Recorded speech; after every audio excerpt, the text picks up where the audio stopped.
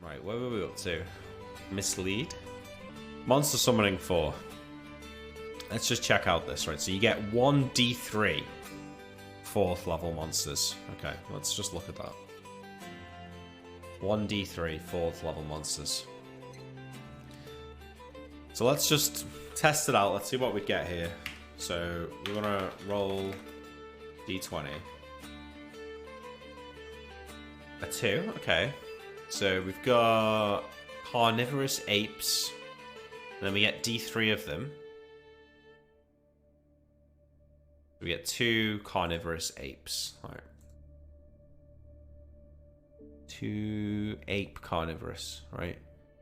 They've got +5 to hit with 3 attacks that do d4, d4, and d8. And they've got 5 hit die and 14 AC. Like, you might say, that's not that bad. But it is actually terrible when you think about that's a level 6 spell slot. And in this same, like, list of spells here, could have cast, like, Big Beast Forceful Hand, Arrow of Bone, Chain Lightning, Contingency, Death. You know, there's Dimensional Blade, Disintegrate. Like, why on earth would you ever pick Monster Summoning? It just sucks so bad. Okay, Mordenkainen's lucubration. Lucubration? What is that word? A learned or pedantic piece of writing. Lucubration. Lucubration. Mordenkainen's lucubration. AoE the caster. By use of this spell, the wizard is able to instantly recall any 1st through 5th level spell he has used during the past 24 hours. The spell must have been memorized and actually used during the time period. Mordenkainen's lucubration allows the recovery of only 1 spell. If the recalled spell requires material components, these must be provided. So, it's kind of shit, really. It's basically a level 6 slot that you can use to any of you. I mean, it's not shit, but it's not, like, great either. Move Earth. Sounds pretty cool. Move Earth. So, 10 yards per level range. Duration permanent. Okay, that's always interesting. Good thing about permanent spells is that you can get value out of them without them actually taking up spell slots. You know, because you can cast them in downtime. So, when cast, the Move Earth spell moves dirt, clay, loam, sand, and its other components. Wait. Dirt and its other components. Thus, embankments can be collapsed, hillocks can be moved, dunes shifted, etc. However, in no event can rock prominences be collapsed or moved.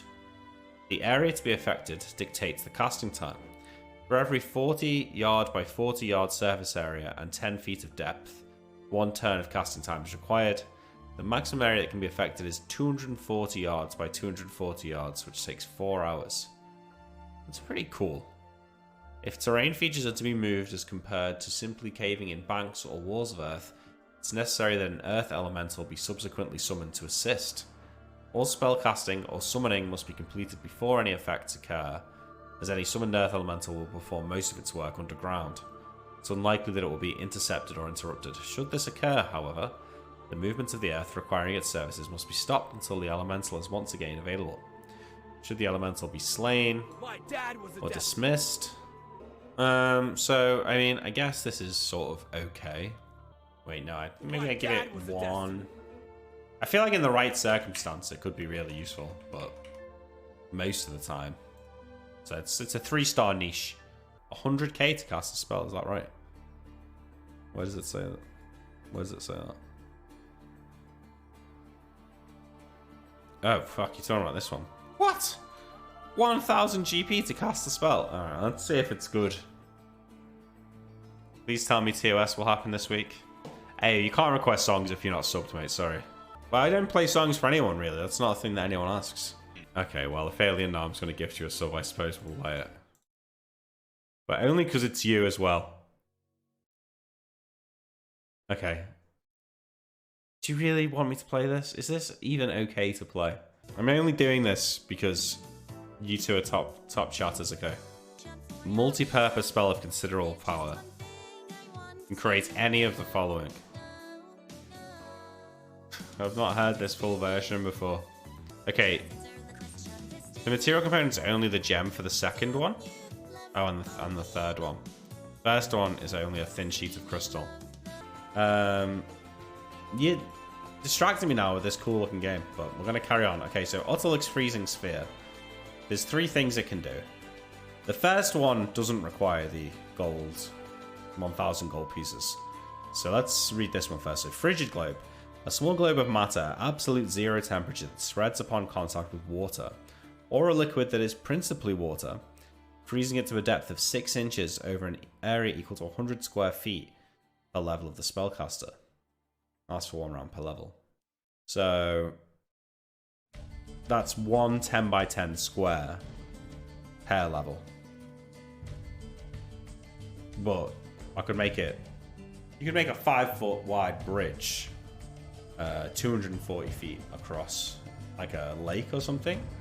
It'd be pretty cool, but you know, could have solved the river problem. Yeah, could have done. The second use of it is cold ray. Thin ray of cold that springs from the caster's hand to a distance of 10 yards per level. Inflicts d4 plus 2 points of damage per level, so it would be 12 d4 plus 24. Saving throw versus spells applicable. All damage is negated if successful. If the first creature is missed, the path of the ray is plotted to full distance. Okay, so that is a decent amount of damage, to be fair. But a save for all is kind of shit. And then there's Globe of Cold. I mean, for 1,000 GP, that's not worth it, sorry. I mean, they could roll a spell save, and it does nothing. And it cost me 1,000 gold pieces to cast. What? Globe of Cold. This creates a small globe about the size of a sling stone. Cool to the touch, but not harmful. This globe can be hurled either by hand to a distance of 40 yards, or as a sling bullet. It shatters upon impact, afflicting 66 points of cold damage upon all creatures within a 10-foot radius. Save throw for half. Use the grenade table if you miss. Can be employed against... if the globe is not thrown or slung within 1 round per level of the spellcaster, it shatters and causes cold damage as stated above. This timed effect can be employed against pursuers, although it can prove hazardous to the spellcaster's associated as well. How are you going to time that? It's going to be 12 minutes behind you. Sorry, this is a stupid spell.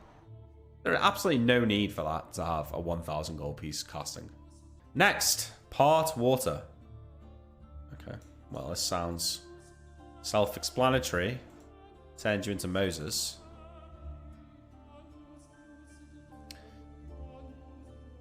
Balanced by Neil for sure. Wait, is it? Is it a Neil spell? Oh no, it's not. I thought it was then. I saw it down here, but no.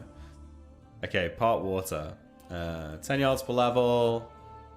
AoE is 20 by 3 feet per level, by 30 feet per level. What? Okay. Takes a turn to cast. It lasts 5 rounds per level. Does damage 48 per level. Holy shit. By employing a part water spell, the wizard is able to cause water or similar liquid to move apart, thus forming a 20-foot wide trough. The depth and length of the trough are dependent upon the level of the wizard, and a trough 3 feet deep by 10 yards long is created per level. So for example, at 12th level, the wizard will part water 36 feet deep by 20 feet wide and 120 yards long. The trough remains as long as the spell lasts, or until the wizard who cast it opts to end its effect. If cast underwater, the spell creates an air cylinder of appropriate length and diameter. If cast directly on a water elemental or other water-based creature, the creature receives 4d8 damage, must roll a successive saving throw versus spell, or flee in panic for 3d4 rounds. So, actually, this spell answers the question that we were having in Todd about how much damage his destroy water should do underwater, right? Okay, permanent illusion. This could be cool. I have high hopes for this one. Permanent illusion. Bum bum bum bum bum bum. 10 yards per level. 20-foot cube plus 10-foot cube per level. Permanent. A bit of fleece. Okay. When the spell is cast, the wizard creates an illusion with visual, auditory, and olfactory and thermal elements. So, sight, sound, taste, and like touch and heat. Okay. No, wait, not taste, smell. Right? Yeah. Spell can create the illusion of any object, creature, or force, as long as it's within the boundaries of the spell's area of effect. It affects all creatures that view the illusion, even to the extent of them suffering damage from falling into an illusory pit full of sharp spikes. Creatures that attempt to disbelieve the illusion gain a saving throw versus spell, and, if successful, they see it for what it is and add +4 bonuses to associate saving throws if this knowledge can be communicated effectively. Creatures not sensing the spell effect are immune until they become aware of it. The permanent illusion is subject to a dispel magic, of course. So, permanent illusion. What could we do with a permanent illusion? Now, it would be good for traps inside the base.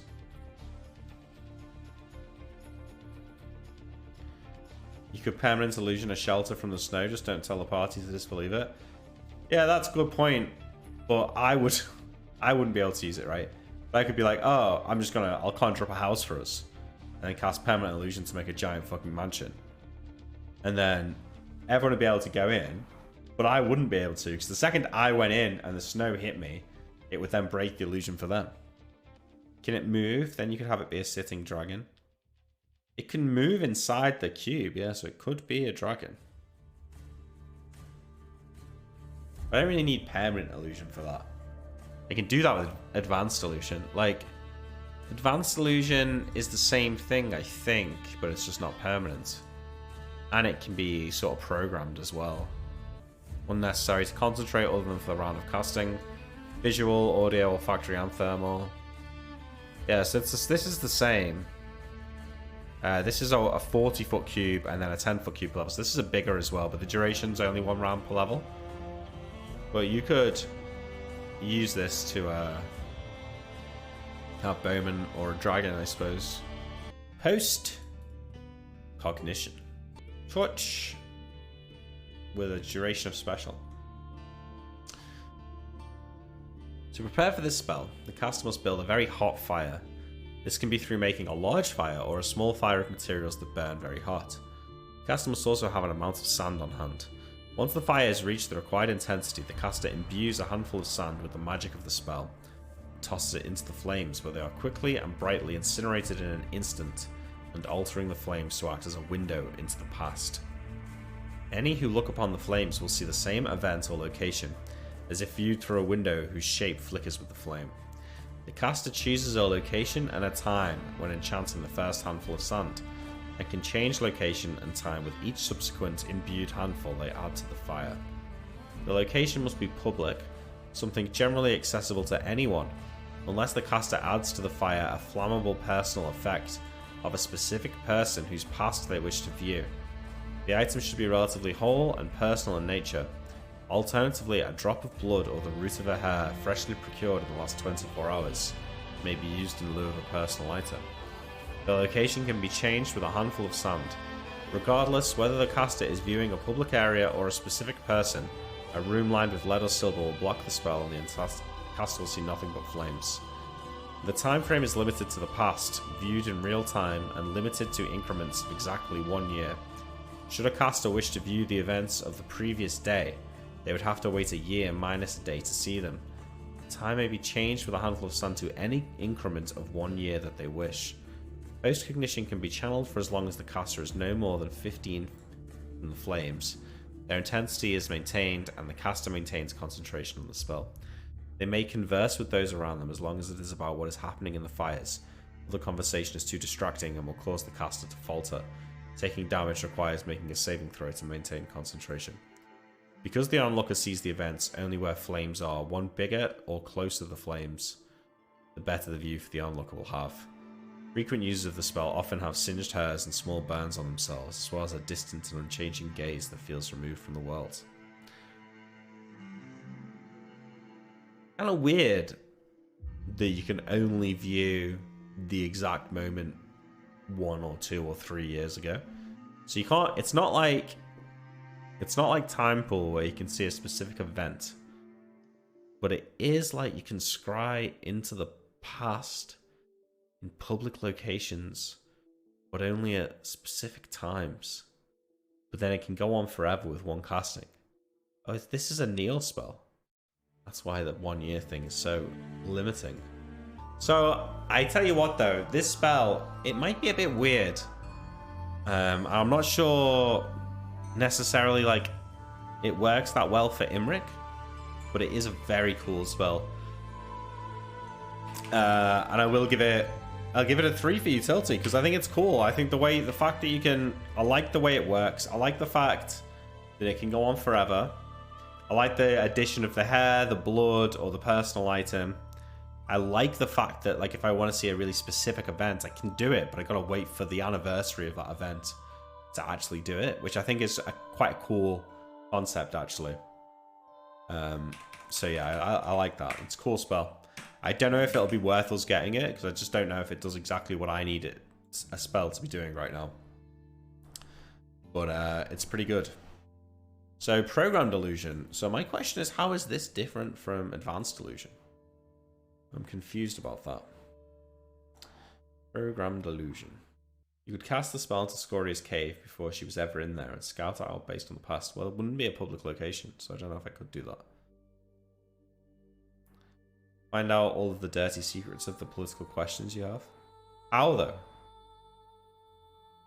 Use illusion. I don't think illusions work on undead, right?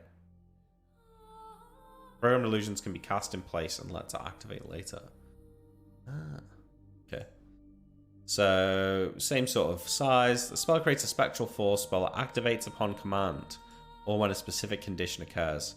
Illusion. Okay, that is cool. So, you know, if somebody ever tries to open my door to my laboratory, it could be like, you know, a ghost appears and tells them to, like, get out or something. Or an image of Imric appears and casts magic missile at them. Amazing. Yeah, the occurrence that begins the illusion can be as general or as specific and detailed as desired, such as the following. Begin only when a venerable female human carrying a sack of growth clusters sits cross-legged with 1 foot in this spot. Such visual triggers can react to a character using the disguise ability. Command range is 5 yards per level of the wizard, so a 12th level wizard can command the programmed illusion to occur at a maximum encounter range of 60 yards. Cannot distinguish invisible creatures nor alignment level, hit die or class except by general garb. If desired, the effect can be keyed to a specific noise or spoken word. The spell lasts until the illusion occurs, thus the spell duration is variable. The illusion will last for a maximum of 1 round per level of the caster. Pretty cool. Again, it's kind of the same spell as almost as permanent illusion, sort of. Just slightly different. I think it gets the same. Am I doing too many 3 stars here? No. Right, Repulsion lasts 1 round for every 2 levels, so I think that's 6 rounds. 10 feet per level by 10 feet. When the spell's cast, the wizard is able to cause all creatures in the path of the area of effect to move directly away from his person. Repulsion occurs at the speed of the creature attempting to move towards the spellcaster. The repelled creature continues to move away for a complete round even if it takes it beyond the spell range. The caster can designate a new direction each round, but the use of this power counts as the caster's principal action in the round. Oh, the caster can, of course, choose to do something else instead of using the repulsion attack. Wait, so how does this work? So I do a 10-foot wide path that's long. Like, so 120 feet long. All creatures in the path to move directly away from his person. I don't understand. So if I'm walking down the path, do they move away as I get closer? Or do they all immediately move away when I cast it? Either way, I'm not sure it's that useful. Can we skip ToS again this week? Won't be able to watch live. I tell you what, Exo Creeper. Yeah, mate. I'll cancel it for you. Just as long as everyone knows that it's your fault. Shades, shades, shades, shades. 30-yard range, 20-foot cube, 1 round per level. Spells relate to shadow monsters and demi-shadow monsters. Shade spell use material from the demi-plane of shadow. So basically, it's Shadow Monster, except they've got 60% of their HP rather than 20%. So, you know, a good spell, but not really as good as Shadow Monsters for a 4th level slot. So, I would say this is a 2er. 1 damage. Would be pretty good, but it's just not as good as Shadow Monster, considering it's a 6th level slot. Stone to Flesh. We know what it does. We're not impressed. Flesh to Stone is a save or die, though, so you can't turn your nose up at that too much. You know, it's a decent damage spell. And it's in a niche situation, and it's great. Might be just what you need, so. Gotta give it on there. Summon Person. Cool spell. And could be used, I believe, to kill Scorious Generals if they're not protected. Spell summons 1 specific living person.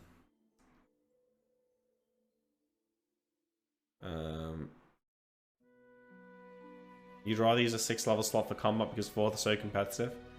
Maybe, but Neil lets me take slots, like higher level slots as lower level spells anyway. The spell summons 1 specific living person from wherever they are in front of the caster. Person being summoned gets a saving throw to avoid the effect. If they pass, they are aware that they were being summoned. The summoned person is not enthralled in any way and is free to act as they please. When the duration expires, the subject returns to the place of origin. If the person is touching or wearing anything of silver or lead, the spell fails. Coins in a pocket are not touching the person directly, but a cloak lined with silver threads does count as touching. This last comment he's put on here, I think now means that this doesn't have to be a 6th level spell anymore. I think before, this never used to be here, this last bit about the silver. Because now anyone important can just have silver woven into their cloak. It's still a good spell, but it's just not as good as it was. But you know, it's a 3 on utility, I would say. Superior Magnetism. Is Todd tomorrow? Wait, hang on. Yeah. Okay. Once magnetized... Okay, wait, sorry. When the spell's cast, the wizard designates 1 inanimate object of stone, earth, or metal within the spell's range to function as a powerful magnet, attracting all metal. All metal. The object affected can be no larger than a 10-foot cube, although a section of wall, floor, or ceiling about 10 square feet will work. Once magnetized, the object exerts a powerful, attractive, or repulsive force, caster's choice, against objects of ferrous metal. The effects vary by the proximity of the metal objects to the center of the magnetism, as shown below. See book for table. Okay, we'll have to... Which book is this in? Spells and Magic. Okay. So... starts at 1 foot around, and then gets faster, and by the time you're within like 25 feet of it, it's essentially impossible to escape.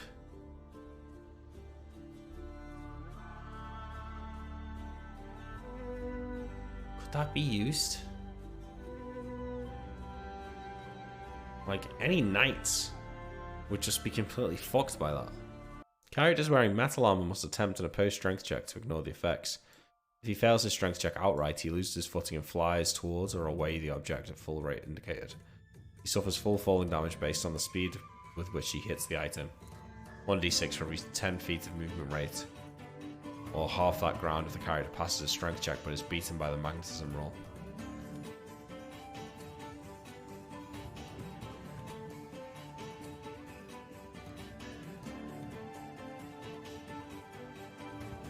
What this would be hilarious for, though, is like you're somewhere that you're getting chased by a bunch of knights, and then they're like, there's a cliff edge, you know, or a thing to fall off, and you just like magnetize the wall that they're walking past, and they all just get blasted immediately off the edge of the cliff, which would be hilarious. The damage is okay. 10 feet of the movement rate. So the maximum it could be is 46, right? So it's not really that good. I'd say it's a decent disable spell. And in a really niche situation, it could be pretty good as well. Tense's Transformation. A famous spell, but one that I suspect may be underwhelming in our case, since we already have a high attack bonus. It requires a potion of heroism to cast. Oh, wow. Tense's Transformation is a sight guaranteed to astound any creature not aware of its power. But when the wizard casts the spell, he undergoes a startling transformation. The size and strength of the wizard increase to heroic proportions, so he becomes a formidable fighting machine. The spell causes the caster to become a berserk fighter. The wizard's hit points double. Oh. Oh. The wizard's hit points double. Okay. Okay. 96 HP. That's alright. And all damage he sustains comes first from the magical points gained. Once these are eliminated, all subsequent damage is doubled. Oh. The AC of the wizard is 4 better than that possessed prior to casting, to a maximum of 30. Okay. So my AC would go up to 30 when surprised. Okay, okay. All attacks are as a fighter of the same level as the wizard. Okay, so that won't change. Well, actually, it would get me, in this case, it would get me 1+1 to hit. The wizard can use either a dagger or a staff when attacking. Dagger can be used twice per round, and each attack inflicts an additional 2... Now, I would argue that I could use a sword, because I am a fighter. Dagger can be used twice per round, and each successful attack inflicts an additional 2 points of damage. A staff can be used only once per round, but with a +2 bonus to attack and damage. The wizard fights in melee in preference to all other attack forms. Continues attacking until all opponents are slayed.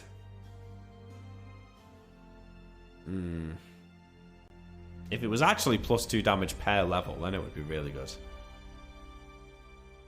It wouldn't be bad to have this as my last spell. And it's like, okay, I've got no other spells, I cast this, and I'm all in on killing Scoria. Neil's going to say it doubles only the hit die from Mage. Yeah. Yeah, you're right. He might try that. I don't know, I feel like it's kind of like this.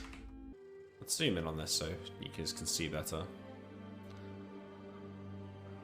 Okay, transmute water to dust. Permanent, okay. When the spell is cast, the subject area instantly undergoes a change from liquid to a powdery dust. Note that if the water is already muddy, the area of effect is doubled. While if wet mud is being transmuted, the area of effect is quadrupled. If water remains in contact with the transmuted dust, the former quickly soaks the latter, turning the dust into silty mud if a sufficient quantity of water exists to do so, otherwise soaking or dampening the dust accordingly. Only liquid actually in the area of effect at the moment of spellcasting is affected, so it's a 10-foot cube per level. Liquids that are only partially water are affected only insofar as the actual water content is concerned. However, potions containing water are rendered useless. Living creatures are unaffected except for those native to the elemental plane of water. Such creatures receive saving throws versus spell or get 1d6 points of damage per caster level. Success means they get half damage. Only one such creature can be affected by any single casting.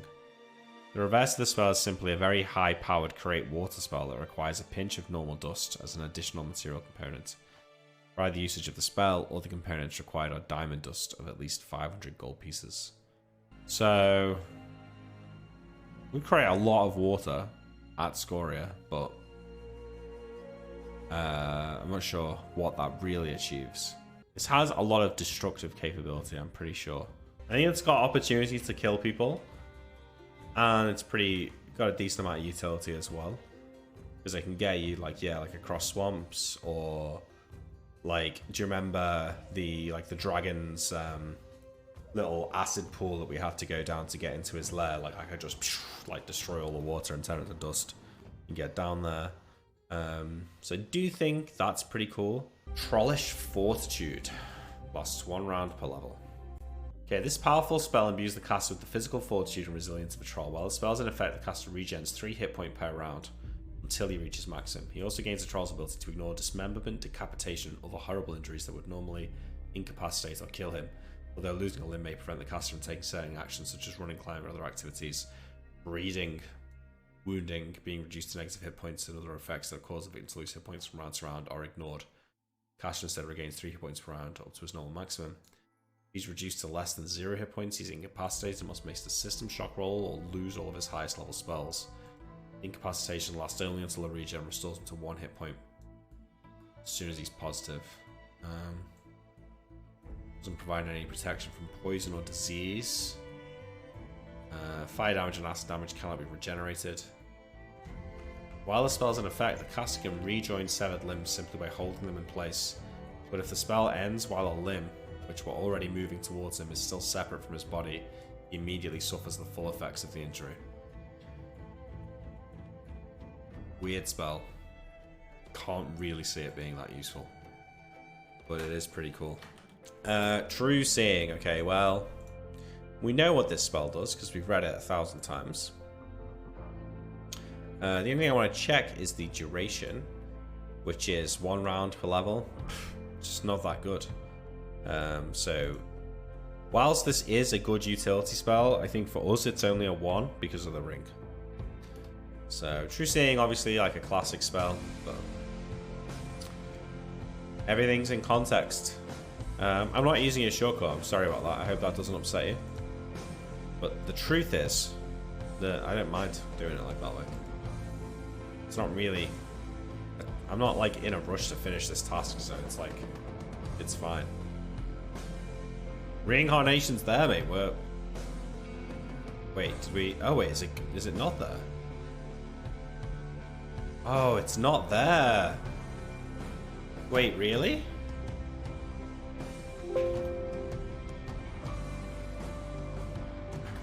Ah, he took it out.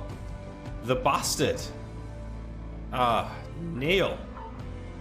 You horrible man, you.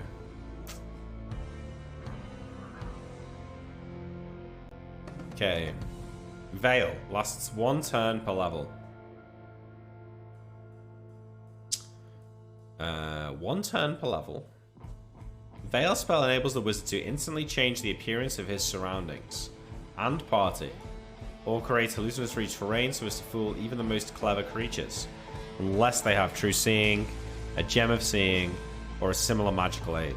The veil can make a sumptuous room seem like a filthy den. Even tactile impressions conform to the visual illusion. Likewise, a party might be made to resemble a mixed band of brownies, pixies, and fairies led by a treant.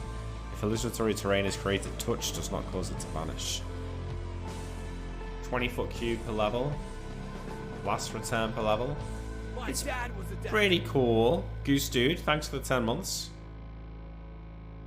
Why would he take out Reincarnation but not the other resurrection spells? Yeah, that's true. It's not that much better than Seeming. Yeah, it's not that much better than Seeming, except it allows you to do Area as well. I think it's like a 1 on utility and a 2 on niche, maybe. Is Gaius level 6 or level 7? Yeah, okay, well we've got Gaius as level 3 on utility. It is good. Alright, so now we need to look at these and try and work out which ones we actually want. There's not many great protection spells, with Globe Invulnerability really being the main one. So I think this is probably on the list. The damage, obviously Arrow of Bone is good for the Scoria fight.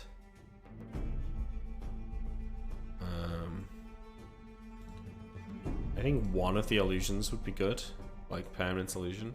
So that gives us 7 that we want.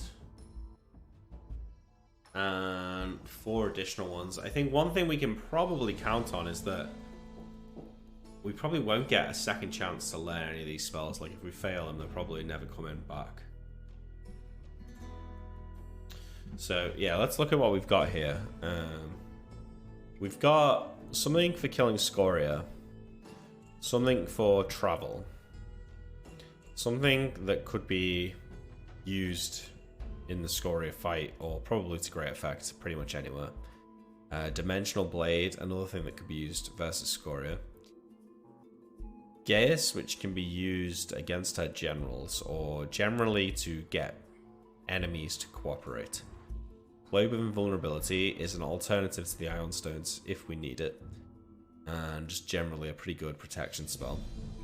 Legend Lore is great for finding out information about things. So, Mass Suggestion is a good utility spell that could get me past like a whole group of guards, or a whole band of monsters or something. So what do we not have here? Yeah, there's no great like permanent like major damage spells. We could get one of the Death Fogs for that. I think, yeah, Death Fog could be pretty cool for damage. I mean, it says that any creature attempting to move through progresses at a rate of 1 foot per unit of normal movement per round. So like 9 feet around or something. Which, you know, it's 2 10-foot cubes per level. So if you like bang that on top of a group of people, chances are they're all going to die. What's with Arrow of Bone? Is Neil Bandit? No. Well, Arrow of Bone I can cast ahead of time. It's permanent. So I can make the arrows for Arrow of Bone and then use Dimensional Blade on Tyrell's Sword. Scoria is bound to have monsters that can turn you into stone. Then you have to take Arrow of Bone as a 100% chance spell. We'll point bar back, yeah.